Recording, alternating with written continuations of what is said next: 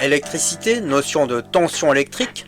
Aujourd'hui, on va parler d'un terme qu'on entend souvent parler en électricité, la tension.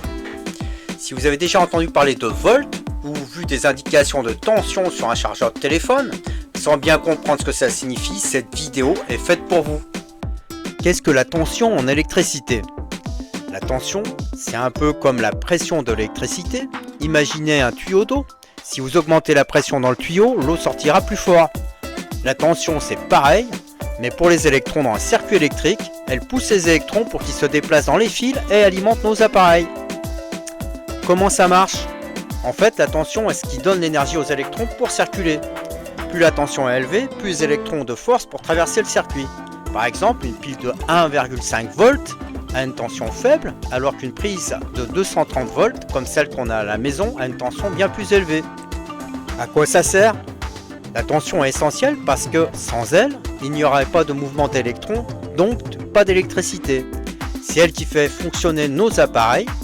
Les ampoules, les télévisions, les ordinateurs, tous ces appareils ont besoin d'une tension pour faire circuler les électrons et fournir de l'énergie. Mesurer la tension, les volts. On mesure la tension en volts, abrégé grand V. On parle d'une différence de potentiel électrique qui est mesurée avec un appareil de mesure qu'on appelle un voltmètre. Plus il y a de volts, plus la tension est élevée. Pour donner des exemples, une petite pile a une tension de 1,5 volts, un chargeur de téléphone a environ 5 volts et une prise électrique domestique a une tension de 230 volts. Un appareil est prévu pour fonctionner avec une certaine tension et pas une autre car ça pourrait l'endommager. Certains connecteurs électriques ont une forme particulière et font office de détrompeur. N'essayez donc pas de faire entrer une fiche ou une prise de force. Cela doit vous faire dire qu'il y a un problème et qu'il faut réfléchir, car cela a été fait intentionnellement afin qu'un appareil ne soit pas mis sur un circuit avec la mauvaise tension. Attention à la tension! Attention, il ne faut pas jouer avec l'électricité quand on n'est pas correctement formé, car elle peut provoquer des blessures plus ou moins graves, voire le décès d'une personne. Plus la tension est élevée, plus elle peut être dangereuse.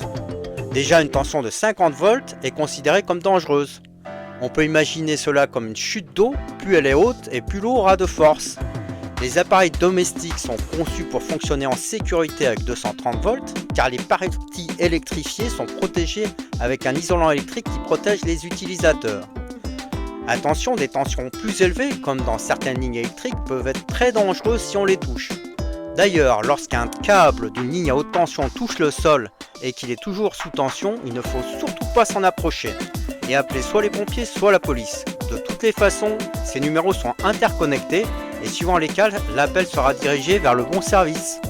Pour résumer, la tension, c'est la pression de l'électricité mesurée en volts. Elle est essentielle pour faire fonctionner tous nos appareils électriques. C'est grâce à elle que les électrons se déplacent. Sans tension, pas d'électricité.